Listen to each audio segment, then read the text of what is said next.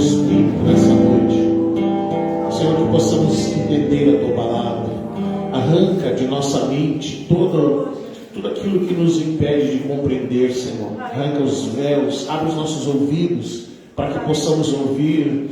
Abre nossa mente para que possamos entender. Abre os nossos olhos para que possamos ver, Senhor. Em nome de Jesus. Amém. Amém, queridos. Boa noite para quem eu não vi antes. Boa noite para quem está assistindo em casa.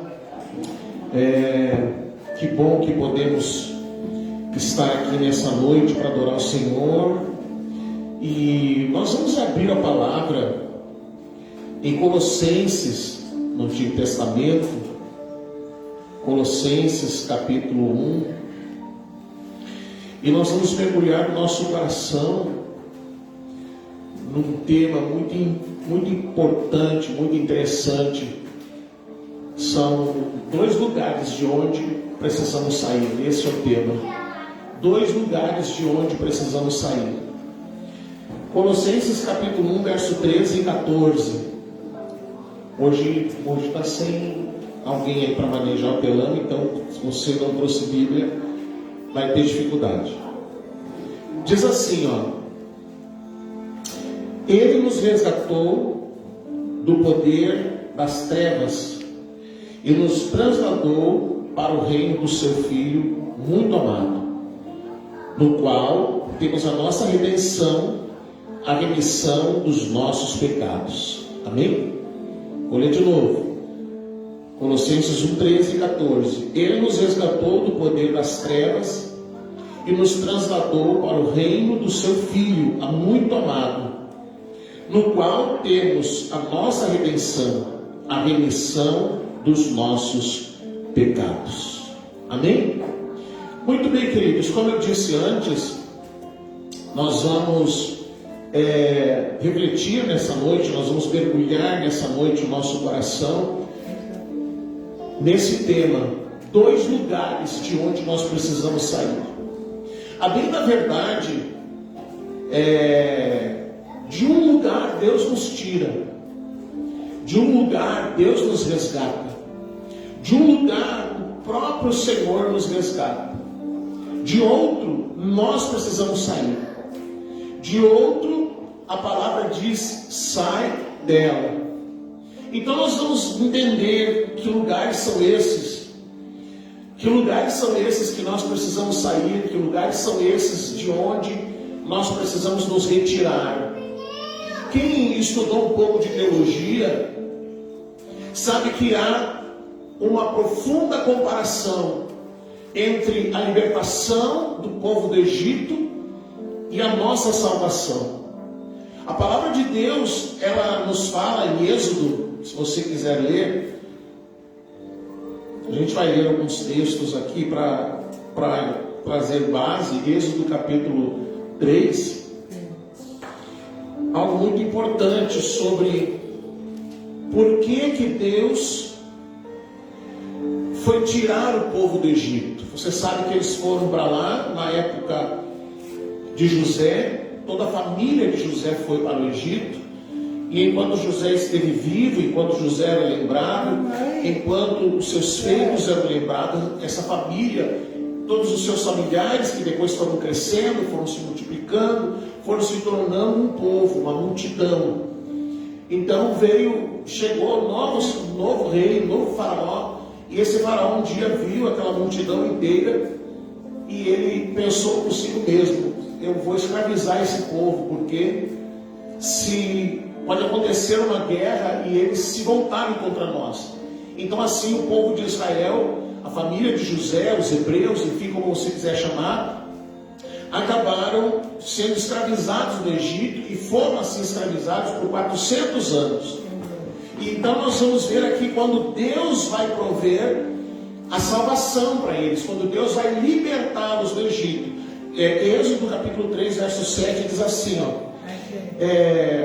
então disse Jeová, então disse o Senhor: certamente tenho visto a aflição do meu povo que está no Egito, e tenho ouvido o seu clamor por causa dos seus superintendentes, conheço os seus sofrimentos, e desci para o livrar da mão dos egípcios e para o fazer subir daquela terra, para uma terra boa, espaçosa, para uma terra que emana leite e mel, para o lugar do cananeu, do heteu, do amorreu. Ele vai citando vários povos. Verso 9: agora eis que o clamor dos filhos de Israel é vindo a mim. Demais tenho visto a opressão com que os egípcios os oprimem. É muito interessante, a gente muitas vezes se pergunta, por que o Senhor Jesus nos salvou? Por que Deus nos salvou? A palavra, ela nos mostra que Deus salva quem Ele quer.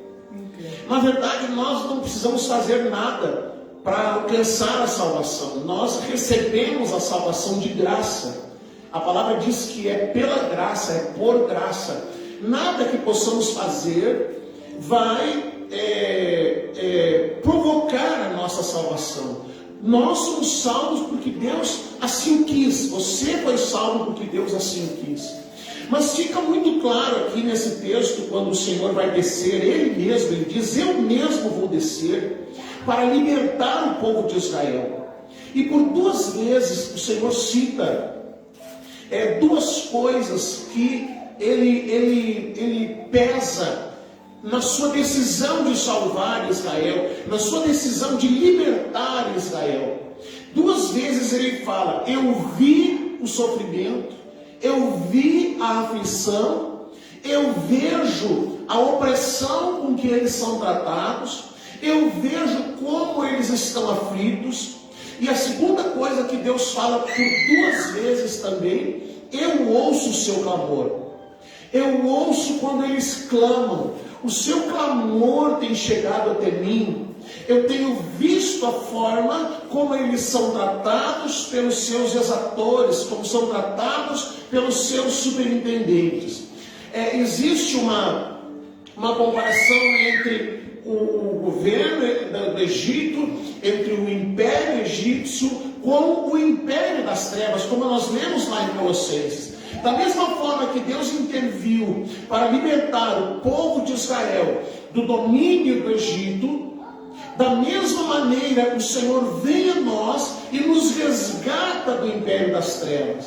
A palavra diz: Ele nos resgatou, Ele nos libertou, Ele nos tirou do império das trevas e nos trasladou e nos transportou para o reino do Filho do seu amor. Essa é a comparação que é feita. Então, duas coisas pesam aqui nessa decisão de Deus, porque esse povo começou a clamar e clamou por 400 anos, ou por uma parte desses 400 anos, até que o Senhor ouviu o seu clamor, até que o Senhor viu a sua aflição, viu a sua angústia, e Ele próprio decidiu intervir para que o povo fosse liberto. Talvez, se você quisesse uma justificativa, um porquê, por que eu fui salvo? Talvez um dos motivos é que uma pessoa esteja num tamanho sofrimento, numa tamanha angústia, numa vida tão sofrida no império das trevas, a ponto de clamar a Deus. É verdade, e isso é muito interessante, porque é verdade que muitas pessoas, agora, por exemplo, no meio dessa pandemia, muitas pessoas estão sofrendo, muitas pessoas estão angustiadas, muitas pessoas estão desesperadas, muitas pessoas parece que perderam o seu rumo, mas mesmo no meio de todo o seu sofrimento, mesmo no meio de toda a sua angústia, mesmo no meio de toda a sua dor, essas pessoas não têm clamado a Deus. Essas pessoas têm tentado lutar por si próprio, têm tentado lutar com as suas próprias forças. Mas a palavra diz que Deus viu o sofrimento, que Deus ouviu o seu clamor. O que é o clamor? Eu até fiz uma pesquisa aqui, eu quero ler para você qual é a definição de clamor. O clamor é um ato ou uma ação de clamar, de bradar, ou seja, de dizer algo em voz alta. É um substantivo masculino que nomeia a ação de suplicar, de fazer uma queixa, de um lamento, ou ainda uma reclamação, um protesto, de forma insistente e aos gritos. Então o clamor não é apenas um simples lamento. O clamor não é apenas uma simples queixa. O clamor expressa algo de dentro do espírito, expressa algo de dentro da alma. O meu pai costumava dizer quando pastoreava, está vivo ainda, mas ele dizia assim, muitas vezes uma pessoa ainda não sofreu o suficiente para recorrer a Deus, ainda não sofreu o suficiente para ir a Deus, ela está tentando ainda resolver os seus problemas, tentando ainda resolver a sua vida, está tentando ainda viver a sua vida com todas as suas forças, e embora esteja sofrendo, ainda não se voltou para Deus. É muito comum nós vermos pessoas culpando a Deus porque os seus familiares morreram, porque veio uma crise, porque ficaram desempregados, enfim, culpando a Deus por aquilo que veio sobre a sua vida. Embora esteja sofrendo, ainda não recorreu a Deus, ainda esteja sofrendo, não se rendeu, não se dobrou, não se inclinou, continua lutando com todas as suas forças. E a palavra diz que Deus interveio porque eles clamaram, Deus interveio porque eles gritaram, Deus interveio porque o seu clamor foi tão grande que chegou até os céus, o seu grito de lamento foi tão grande que chegou até a presença de Deus. Eu já ouvi meu pai muitas vezes contar o seu testemunho de como ele veio a Jesus, como ele chegou a Jesus. E ele conta, ele relata que quando minha mãe adoeceu, ela teve um infarto, um derrame, como a gente diz, e ela acabou ficando paralítica, e assim sofreu por 2 anos, e morre, não morre, vai, não vai, sem poder sair da cama, que alguém tinha que fazer a sua higiene, de tudo dependia de alguém, e ele precisava trabalhar. Então a mãe adoeceu e tinham 6 filhos pequenos, e aquilo foi gerando uma angústia muito grande nele. Cada vez que terminava o dia de trabalho, cada vez que terminava o seu expediente, ele sabia que ia chegar em casa, encontrar a mulher daquele jeito, aquela gurizada toda pequenininha, 4, 5, 6, 3 anos, daquele jeito, sofrendo, sem a mãe, sem o cuidado de alguém. E ele foi então desistindo, e ele mesmo conta que um dia ele estava tão desorientado, um dia ele estava tão sem forças, que ele olhou para o céu e ele disse: se existe um Deus, esse Deus vai ter que fazer alguma coisa. Se existe um Deus, esse Deus vai ter que olhar para mim. E ele clama a Deus, alguma coisa Deus precisava fazer, porque ele acabaria desistindo de tudo. Ele ia abandonar a esposa, abandonar os filhos, ia subir no mundo, porque ele não suportava mais aquela pressão, daquela situação de doença, de dificuldade. E então um dia tempo depois que ele fez esse clamor, esse desespero, essa angústia, expressou isso em palavras. Um dia ele foi cortar o cabelo, foi num barbeiro, os barbeiros sendo bênção. Então ele chegou lá no barbeiro, havia um tal de Campo da Bênção, um lugar onde aconteciam os cultos, onde aconteciam as reuniões. E ali, numa esquina era a barbearia, e na outra esquina, do outro lado da rua, era o tal Campo da Bênção. E o barbeiro conversando com ele, e ele foi relatando aquelas coisas, foi dizendo que estava muito desanimado, que ele ia desistir de tudo, que já tinha procurado por todos os lugares, já tinha ido em tudo quanto era casa de religião, que ele não sabia mais o que fazer. E aquele homem disse para ele assim: mas o seu Milton, por que o senhor, está aqui na frente tem um tal de Campo da Bênção, por que o senhor não vem aí? A gente vê tanta gente dizer que foi curada, quem sabe também pode a sua esposa ser curada. E ele ficou meio assim, não deu muito ouvido, e numa das noites em que ele estava indo a mais uma casa de religião, que quando ele não ia, ele trazia em casa, fazia o trabalho, fazia com sangue, fazia aquela coisa arada toda. Ele passou na frente do tal Campo da Bênção, encostou o carro ali, viu aquele pessoal cantando, não tinha luxo nenhum, tinha um cinto de luz lá puxado, com lâmpada, um tablado de madeira, não tinha nada assim que pudesse dizer que fosse um lugar atrativo. Mas ficou ali assistindo o pessoal cantar. Daqui a pouco o pastor foi orar e começou a cair gente demoniada, começou a gente rolando pelo chão, gente vomitando, aconteceu tudo quando foi estripulia lá. Daqui a pouco terminou a oração e as pessoas se levantavam e começavam a dizer: eu estava assim, agora fui curado, eu estava assim e Jesus me curou, eu estava desse jeito. E ele foi ouvindo aquilo e aquilo foi enchendo o seu coração de fé. Então ele desce do carro, desce com a mãe, carrega ela, leva até o pastor, conta a sua situação. E aquele pastor, mais ou menos uns 20 anos, olha e diz, não, mas isso não é nada, Jesus vai curar. Ele ora por ela, ela sai caminhando, curado da sua paralisia. E aquele dia foi o dia que ele se entrega para Jesus, ele volta, ele vai a Jesus, e daquele dia em diante, ele até hoje segue a Jesus. Então, às vezes, no meio da angústia, alguém clama a Deus, e Deus se revela a essa pessoa. Deus se apresenta a essa pessoa. Alguém está no seu limite de sofrimento e clama a Deus. Eu não estou afirmando que esse foi o motivo da salvação, mas eu estou afirmando que aquilo abre um caminho para que Deus possa realizar algo. E assim ele foi. Agora, Deus tira o povo de Israel, e a palavra diz em Colossenses capítulo 1, que o Senhor, Ele nos resgatou do poder das trevas e nos trasladou para o reino do Filho do seu amor. O Senhor Jesus nos tira do império das trevas, do reino das trevas, do domínio das trevas, que representa o Egito, nos liberta desse domínio e nos leva para onde? Para onde que Ele nos leva? Para onde? Acabei de ler. Para o reino. Ele nos leva para o reino. Ele nos introduz no reino do seu Filho, no reino do Filho do seu amor.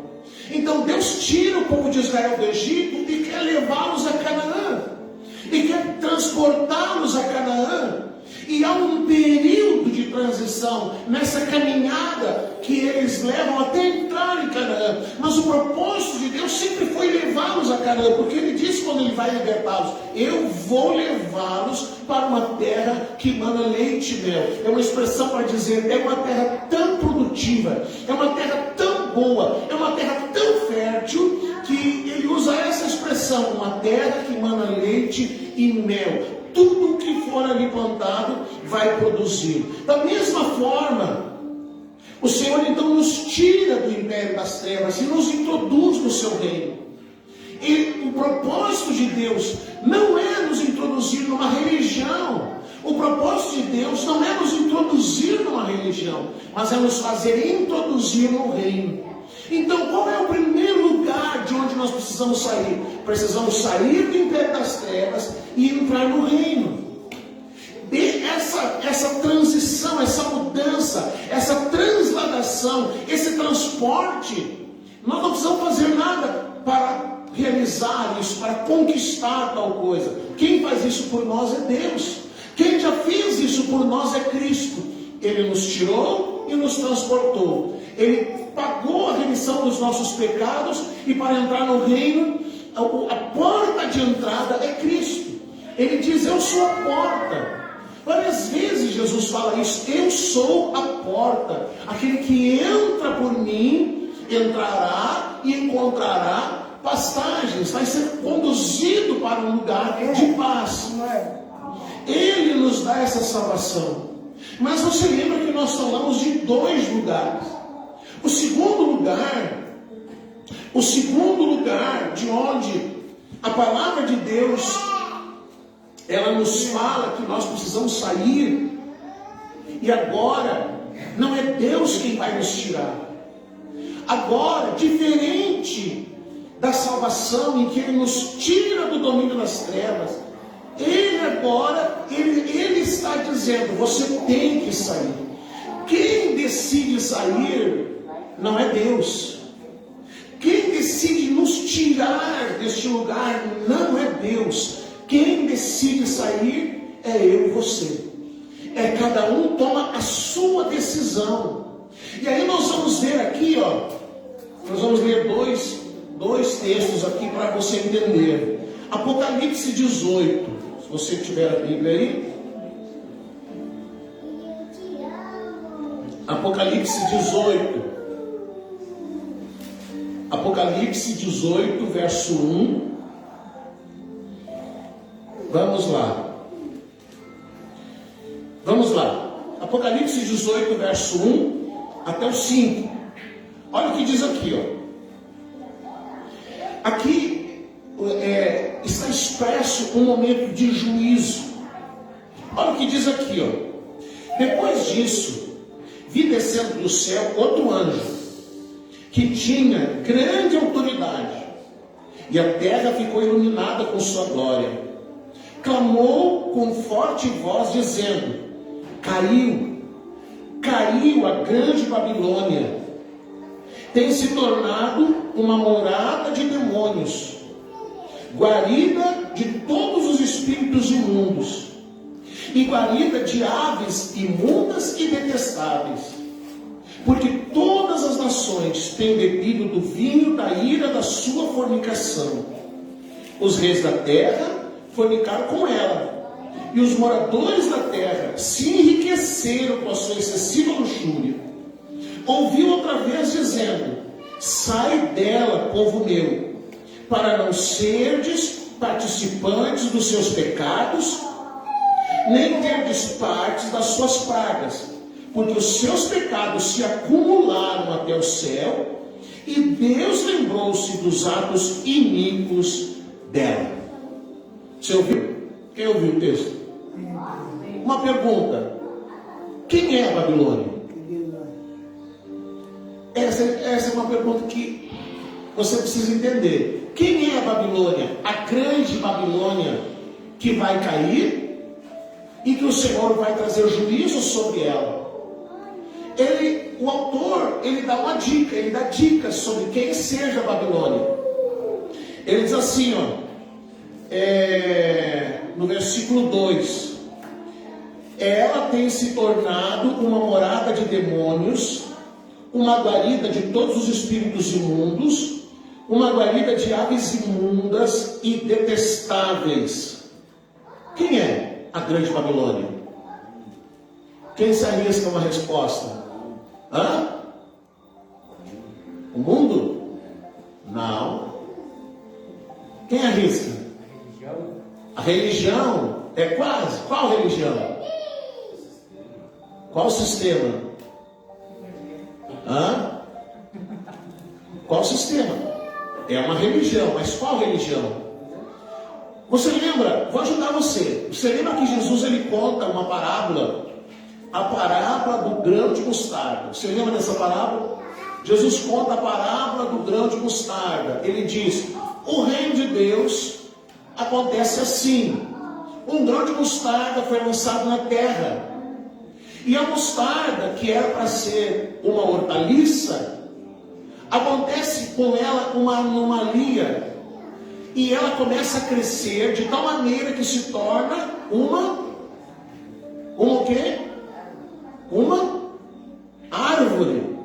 E nessa árvore se abrigam as aves de rapina. Jesus está falando da grande Babilônia. Outra vez Jesus conta a parábola do joio e do trigo. Você lembra? Jesus conta do joio e do trigo. E ele diz assim, quem plantou? Um inimigo veio e plantou. E a gente já sabe que os joios são os filhos do reino. E, aliás, o trigo são os filhos do reino. E o joio são os filhos do diabo. Mas eles estão introduzidos no mesmo lugar. Onde é que eles estão introduzidos? Na igreja. Na igreja. Alguém falou. Estão na igreja. E aí Jesus diz assim, eles perguntaram: o senhor quer que a gente arranque o joio? Jesus disse: não, deixa eles lá. Deixa eles crescer. Porque vai chegar a hora em que eu vou enviar os meus anjos e eles vão separar quem é joio e quem é trigo. Porque você não vai conseguir identificar quem é o joio e quem é o trigo, e você pode acabar arrancando o joio e junto arrancando o trigo. Então voltamos à pergunta: quem é a grande Babilônia? Igreja? Não. Vamos lá, ajuda, força.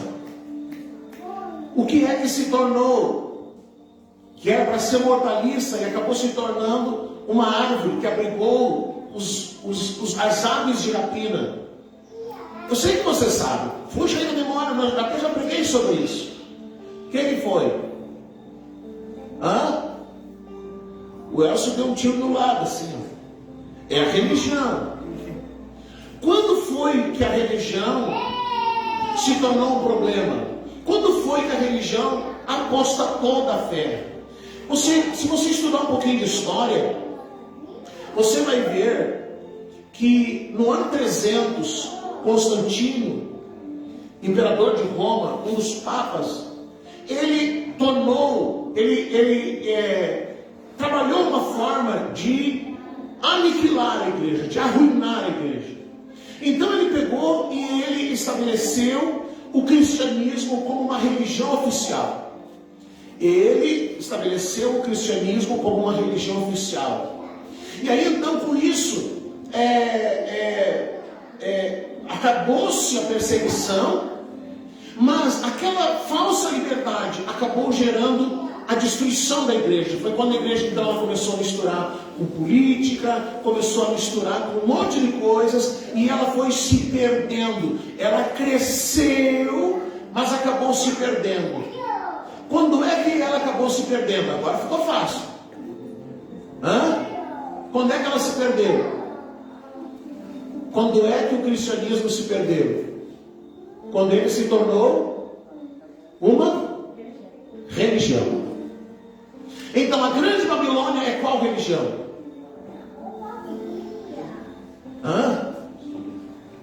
Qual delas?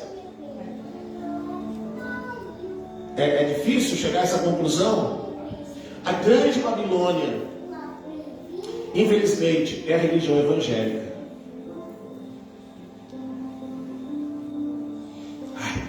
Vou dizer de novo. A grande Babilônia é a religião evangélica, que abrigou debaixo dos seus galhos, como a parábola de Jesus.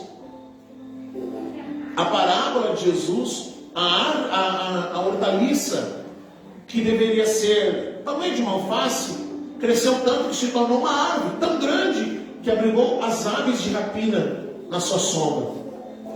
Apocalipse diz assim, Deus vai trazer juízo sobre a grande Babilônia. Por quê? Ele diz lá, verso 2: porque ela se tornou uma morada de demônios, guarida de todos os espíritos impuros e guarida de aves imundas e detestáveis. O que eu falei antes? O que você precisa entender? Jesus nos salvou para nos transportar para onde? Para o reino.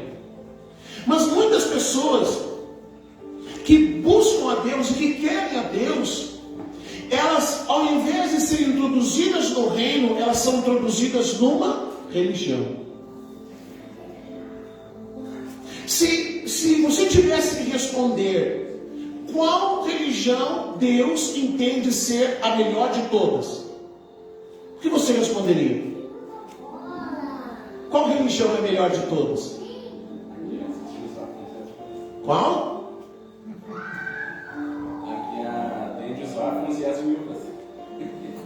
Quem mais arrisca? Qual a religião que Deus diz assim, agora sim, tá legal? Evangélica? Não, nenhuma religião. Essa é a resposta. Nenhuma religião. Deus não se agrada de nenhuma religião. Toda religião é uma tentativa humana de conduzir o homem a Deus. Você lembra? Vou ajudar você. Quando houve a queda do homem lá no jardim do Éden, quando o homem caiu, quando ele desobedeceu a ordem de Deus, e o homem viu que estava nu, e no final do dia Deus vem para visitar o homem no jardim do Éden. Amém? Até aqui está junto? Está junto comigo? Aí quando Deus vem falar com o homem fez uma roupa para se apresentar diante de Deus. Roupa de quê? Qual era o material que o homem usou? Folha de quê? Não. Figueira. Folha de figueira. A figueira, ela passa a representar a religião. O que é a religião? Uma forma humana de tentar aproximar o homem de Deus. Está indo muito rápido? Você está conseguindo acompanhar? O que Adão fez? Ele viu que estava nu e ele queria encobrir o seu pecado, a sua nudez. Então ele foi lá, apanhou folhas de figueira e fez uma vestimenta para ele e para a sua mulher. É isso que a religião faz. Tenta encobrir de uma forma humana o pecado do homem. E aí Deus veio, e Deus depois disso, depois de o ter expulsado do Éden, Deus fez uma nova vestimenta para o homem. Essa você sabe. Deus fez uma nova roupa para o homem. E Deus fez essa nova roupa de que material? Uma pele de cordeiro. O que Deus está querendo dizer? Deus agora está mostrando para o homem qual é a forma do homem se ver livre do seu pecado, do homem ter o seu pecado coberto, através do sacrifício de um cordeiro. Quem é o cordeiro de Deus que tira o pecado do mundo? Jesus. Então, a religião, nós podemos olhar e nós podemos dizer, igual, a melhor religião é evangelho. E eu quero dizer para você que não é evangelho. Nenhuma religião é do agrado de Deus. A religião se torna, veja que quando Jesus conta a parábola, e ele diz assim, as aves de rapina vieram se abrigar nos seus galhos. A gente vê que numa grande parte de denominações do sistema religioso, a gente pode olhar, a gente pode pensar de uma forma muito singela, de uma forma até inocente, e dizer, uau, os homens que dirigem essa denominação são santos homens de Deus. E aí eu vou dizer para você, não sabe de nada, inocente. Eu ouvi de um pastor de uma das denominações famosas. Ele diz assim, de tempos em tempos, o seu líder, o seu bispo, enfim, a pessoa que era o seu chefe, ligava para ele. Então dizia assim, oi fulano, tudo bem? Tudo bem. Como é que está a família? Está bem? Está bem. Os filhos estão bem? Estão. A esposa, tá? Você está morando numa casa boa? Tô. Você está contente com a igreja? Estou contente. Estou bem. Você conseguiu colocar os filhos numa escola particular? Sim, consegui tocar carro. Então fica aquela conversa ali. E aí daqui a pouco o bispo diz assim, sabe fulano, que eu recebi um pedido de uma transferência. E um amigo meu pediu a transferência para um amigo dele, e ele quer trocar contigo, ele quer te mandar lá, daí diz um lugar assim, onde nem o diabo quer. Acho que eu vou te transferir lá para aquele lugar. E aí o pastor se assustava e dizia, pastor, agora que está assim, agora que está assado, agora... Então, vamos fazer assim, tu não quer ser transferido? Não quero. Então vamos fazer assim, amanhã tem culto? Tem. Que hora termina o último culto? Eu vou chegar em casa às 9h30, 10 horas da noite. Então amanhã, até às 10 horas da noite, você vai transferir para minha conta R$5.000. Se você não transferir, no dia seguinte você não dá o dinheiro, no dia seguinte você vai ser transferido. Mas pastor, não vou tirar 5.000. Você que sabe, você não quer sair daí, você quer ficar aí. Se você não mandar o dinheiro, você vai embora. E aí no outro dia, o pastor com família, angustiado, preocupado, desesperado, tirava dinheiro de todo mundo da igreja, fazia tudo quanto era coisa, para chegar no final do dia, ter os R$5.000 e mandar para o bispo, porque senão ele seria transferido. E isso acontecia 2, 3 vezes no ano. Então a cada 2, 3 meses, ele ficava naquela pressão de ter que mandar uma caixinha para o bispo, porque senão o bispo o transferia. Então nós podemos olhar, nós podemos ter uma ideia, uma mentalidade assim, muito inocente de dizer, os homens que governam as denominações são homens inspirados por Deus. Não, eu quero dizer para você o que Jesus fala na parábola e o que diz em Apocalipse. A grande Babilônia se tornou abrigo para, o que diz aqui, eu quero ler o texto, diz assim, ela se tornou morada de demônios, guarida de todos os espíritos impuros, guarida de aves imundas e detestáveis. Todas as nações têm bebido do vinho da sua ira e da sua fornicação. E Deus vai falando várias coisas. É muito triste ter que dizer isso, porque buga assim dentro, sabe quando você pega o celular e você quer mexer e trava? Você sabe? Trava. Você não consegue sair de uma página, você não consegue atualizar, você não consegue... Aquilo fica travado, isso se chama bugar. E quando a gente ouve uma coisa assim, aqui dentro, ó, buga. Porque a gente pensa assim, não, mas o pastor está errado, não pode ser. Não pode ser assim. Não é assim. Não, mas não sou eu que estou dizendo. Quem está dizendo é a palavra. Quem disse foi Jesus.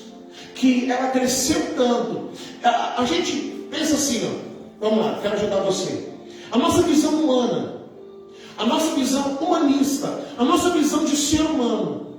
E você vai me perguntar, qual é o melhor lugar para congregar? Onde tem muita gente ou pouca gente? Qual é o melhor lugar para congregar? Onde tem muita gente ou pouca gente? Uma visão humana. Onde tem muita gente. Qual é o melhor lugar para congregar? Onde tem jogo de luz, onde tem ar-condicionado, onde as cadeiras são estofadas. Alguém vai dizer, uau, que lugar é melhor? Aquele lugar que está cheio, aquele lugar que tem muita gente, é um point. Mas o nosso pensamento deveria ser, qual é o melhor lugar para congregar? O lugar que esteja mais próximo da palavra de Deus. Esse é o lugar. Mas alguém pode dizer, não pastor, mas é assim, quando Jesus fala do reino, ele diz, devia ser uma hortaliça, e se tornou uma árvore.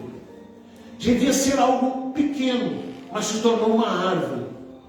Em Lucas, quando Jesus fala para o reino sobre os seus filhos, quando Jesus se dirige aos seus discípulos, ele diz assim, ó, não temas, você conhece esse versículo? Não temas, ó pequeno rebanho, porque ao Pai aprouve lhes dar o reino. A nossa visão humana é de que o melhor lugar é o lugar que é grande, é o lugar onde tudo é top, onde tudo é legal, onde tudo enche os nossos olhos. E alguém escolhe um lugar para congregar como se escolhesse um clube, como se escolhesse um lugar para ele ir fazer socializar, onde fosse ver os rapazes, onde fosse ver as moças, onde fosse fazer amizades. Mas nós precisamos escolher um lugar que esteja mais próximo de Cristo, mais próximo da sua palavra. Então Jesus disse, se tornar uma árvore, se tornar tão grande como uma árvore, ele vai abrigar as aves de rapina. Não é segredo que em muitos lugares, homens e mulheres que estão à frente, nem sequer são convertidos. Eu não estou falando nada que você não saiba. Que nunca se converteram, que entraram numa casa, num lugar para congregar, e aí, porque tinha recurso, porque tinha dinheiro, fizeram um curso de teologia e se tornaram pastor sem nunca ter aceitado Jesus, sem nunca ter recebido Jesus. Nós ouvimos do pastor contando lá em Passo Fundo, que eles iam para o culto, e aí reuniam os pastores, obreiros, tudo numa sala, e aí faziam carreirinhas de cocaína, e eles cheiravam aquela cocaína e iam para o culto. E aí os irmãos diziam, uau, o pastor está cheio de espírito, o pastor está ungido hoje. E não, ele estava sob efeito de uma droga. É isso que Jesus quer dizer quando ele fala que se tornou um lugar para abrigar as aves de rapina. Isso, a gente podia falar muitas outras coisas. Mas quando Jesus fala em Apocalipse sobre a grande Babilônia, e ele diz que vai cair, ele diz o seguinte, no versículo 4, 4, sai dela, povo meu, para não serdes participantes dos seus pecados, nem terdes parte nas suas pragas. Então, existem pessoas sérias, pessoas corretas, pessoas que se entregaram a Jesus dentro da religião evangélica. Sim, existe trigo no meio do joio, mas Deus está dizendo, sai dela, sai dessa religião, sai dela, porque você vai se tornar participante dos seus pecados e participante das suas pragas. Então, quando vier o juízo, quando o juízo de Deus vier, e dali eu não saí, mas eu não saí porque eu não quis. Não foi Deus. Não é porque Deus não quis me tirar, mas porque eu não quis sair. Esse texto de Apocalipse é uma reprodução de Jeremias. Eu quero ler para você, Jeremias 51. Jeremias 51, versículo 45. O versículo 44, ele termina falando da Babilônia. E no 45, é como se lá em Apocalipse Deus estivesse reproduzindo, Deus estivesse dando vida às palavras do profeta Jeremias. Jeremias 51, versículo 45, diz assim, sai dela, povo meu, e salvai do furor da ira de Jeová cada um a sua vida. Cada um salve a sua vida. Salve-se do furor e da ira de Jeová. Versículo 47. Porquanto eis que vem os dias em que executarei juízo sobre as imagens esculpidas de Babilônia, e toda a terra dela ficará envergonhada, e todos os seus mortos cairão no meio dela. O 52. Por isso eis que vem os dias, diz Jeová, em que executarei juízo sobre as suas imagens esculpidas, e em toda a sua terra gemerão os feridos. Ainda que suba Babilônia ao céu, e ainda que fortifique o alto da sua força, contudo de mim virão sobre ela espolhadores de Jeová. Uma voz de clamor ouve-se de Babilônia, e da grande destruição da terra dos caldeus. Pois Jeová está despojando a Babilônia, e fará cessar dela a sua grande voz. Bramarão as ondas do inimigo, como muitas águas, dá-se o estrondo da sua voz. Então, lá em Apocalipse, Deus está reproduzindo essa fala: sai dela, povo meu. Queridos, eu quero ajudar você, para você não ficar em crise, para você não dizer, pastor, não percebo. Quero ajudar você. Quando nós nos deparamos com a palavra, às vezes o nosso amor por uma denominação, ele é tão grande que a gente não consegue enxergar, com clareza o quão afastada de Deus ela está. Deus fala que vai julgar a sua idolatria. Vamos ver se você consegue me responder. Existe idolatria na religião evangélica? Sim. Existe? Que tipo de idolatria? Idolatra os seus líderes. Que mais?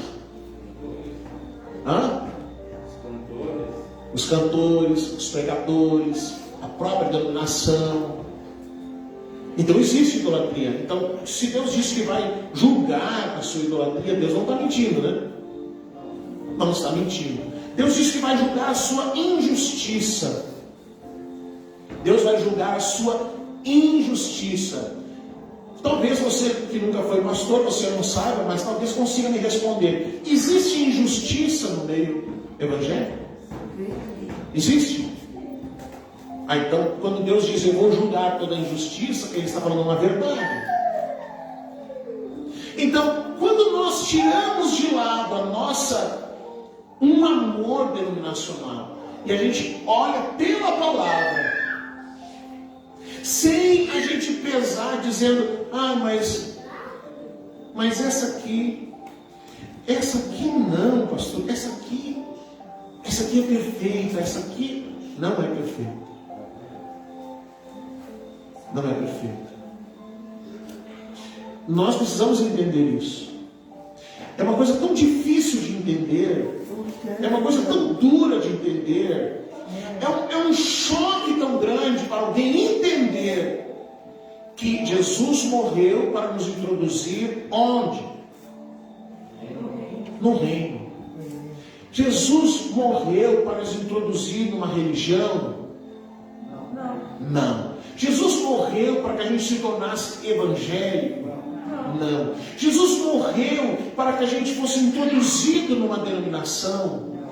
Jesus morreu como sendo um dos rituais que nos capacita a nos tornar membros de uma denominação? Não. Até o Márcio já sabe, não. Não e não e 1000 vezes não para todas as perguntas que nós fizemos relacionadas à salvação que Deus nos dá. Em nenhuma delas a resposta é: Deus me salvou para me tornar membro de uma denominação. Deus me salvou para me tornar membro do corpo de Cristo. Deus me salvou para me introduzir no reino do seu Filho. Mas se eu não estou no reino, se eu busco a Deus, mas no meio do caminho eu me deparei com uma religião e me satisfiz com o que ela me apresentou,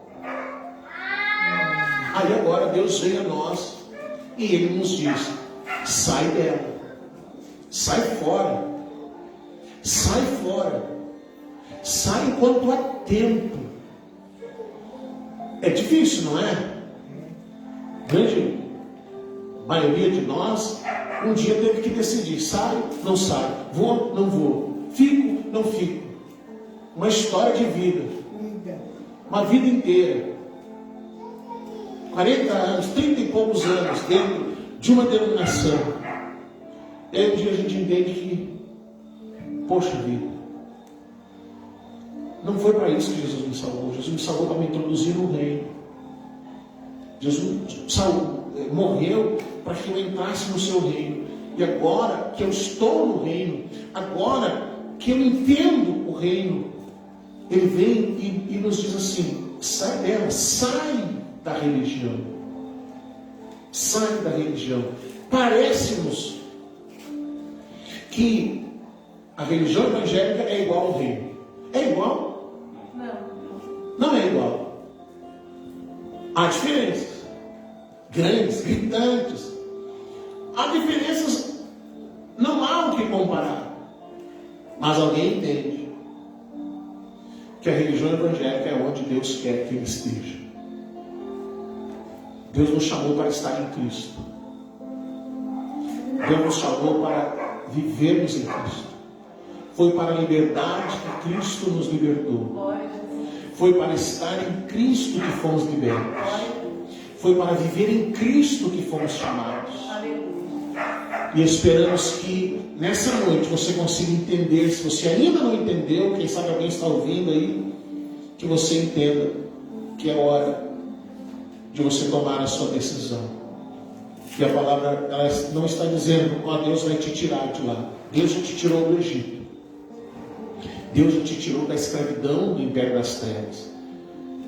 Mas do domínio da religião, Deus não vai tirar. Deus não vai tirar.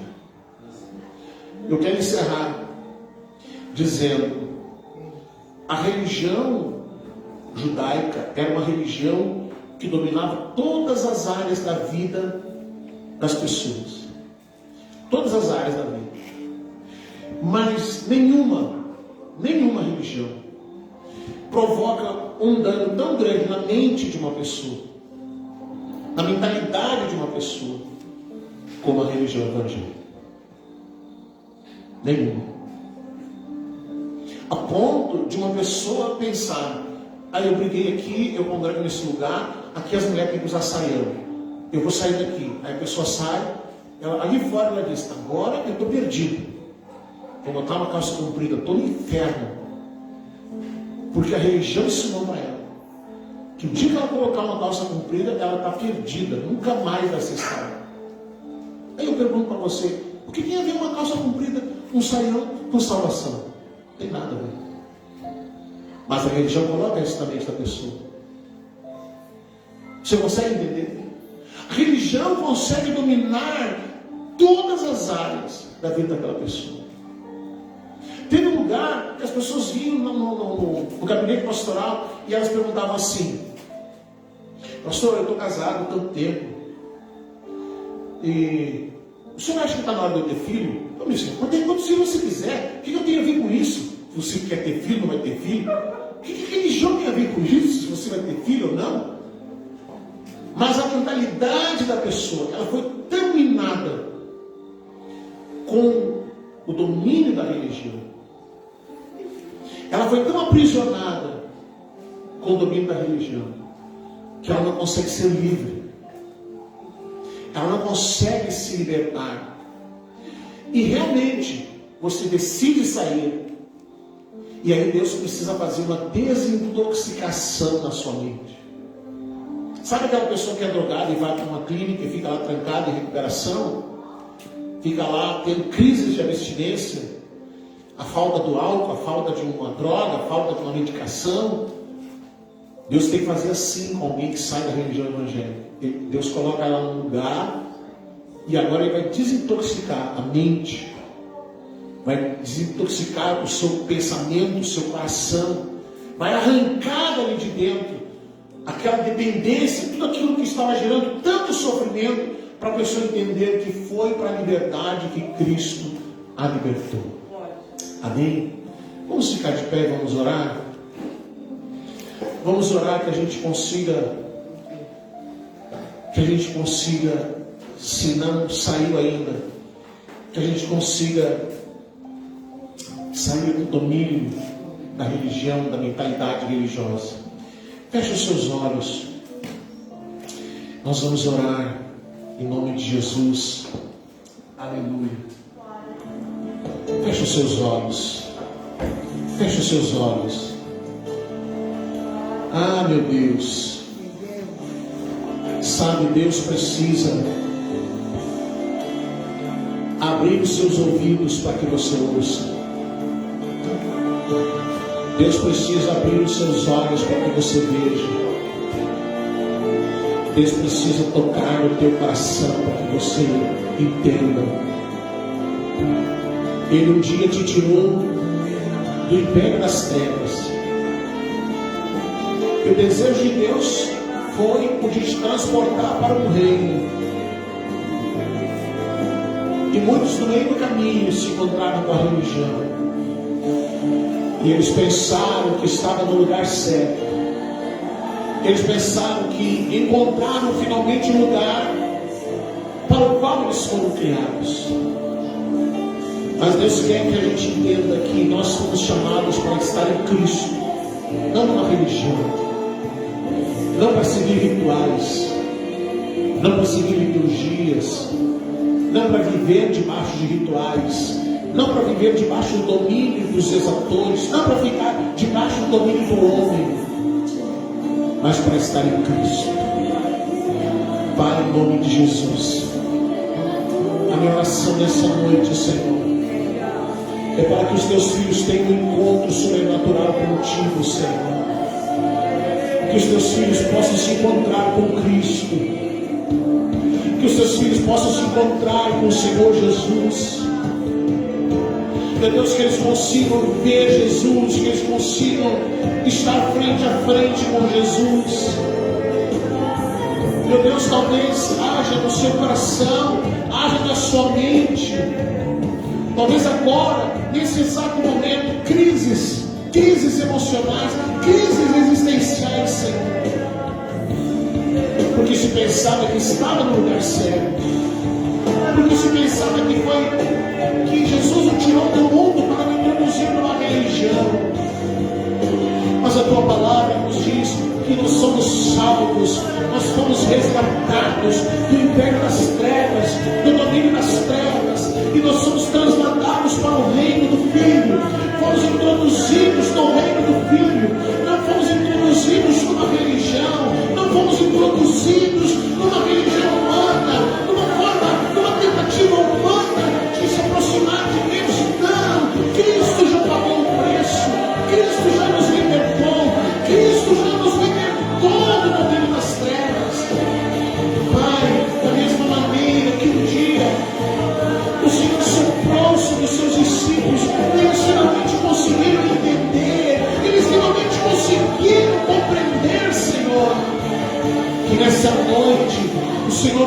possa também liberar sobre a vida dos teus filhos um entendimento, Senhor, uma compreensão, Senhor, para que eles possam entender que foi para Cristo que eles foram livres, foi para a liberdade que Cristo os libertou, que Cristo os tirou do império das trevas, e não para nos colocar num sistema denominacional, não para se colocar num sistema religioso, mas para entender o reino, para viver a liberdade do reino, para andar em liberdade com Cristo, para viver com Cristo, para andar com Cristo, para crescer em Cristo, para ser introduzido no corpo de Cristo, para ser o corpo de Cristo na terra, não ser um membro de um lugar, mas ser o corpo de Cristo, para ser o corpo de Cristo, Senhor, para ser uma igreja corporativa, para ser um órgão corporativo, um aumento do teu corpo nessa terra, Senhor. Ajuda-nos, Senhor. Ajuda-nos para entender, Senhor. Ajuda-nos a compreender, Senhor. Ajuda-nos a discernir. Arranque os véus da nossa mente. Arranque os véus dos nossos ouvidos. Arranque, Senhor, os véus do nosso entendimento. Nos ajuda, Senhor. Espírito Santo, nos ajuda. Ajuda aqueles que agora estão em casa ouvindo e recebendo essa palavra. Ministra sobre o seu coração, Pai. Arranque da sua mente toda escama, Senhor. Arranque dos seus olhos toda escama. Abra os seus ouvidos, abra o seu coração, abra a sua mente. Cristo nos libertou para a liberdade. Cristo nos introduziu no seu reino. Deus o Pai nos trasladou para o reino do Filho do seu amor. Cristo é a porta do reino. Cristo é a porta do reino. Cristo é o pasto verdejante do reino. Cristo é as águas tranquilas do reino. Cristo é a vida. Cristo é a verdade. Cristo é o Senhor. Cristo é o Senhor. O Espírito Santo ministra sobre essa vida. O Espírito Santo ministra sobre o seu coração. O Espírito Santo ministra sobre cada um deles, Pai. Oh, Deus amado, ajuda-nos, Senhor. Ajuda-nos, Senhor. Ajuda-nos, Pai. Que possamos estar firmados em Ti, segurados em Ti, firmados nas Tuas mãos, firmados na Tua palavra, amparados na Tua palavra, Senhor. Em nome de Jesus. Em nome de Jesus. Amém, Jesus. Aleluia. Amém, queridos. Amém. Por favor, desliga aí para nós. Eu quero agradecer quem está assistindo em casa. Que Deus te abençoe. Que você possa ser alimentado por essa palavra. Amém.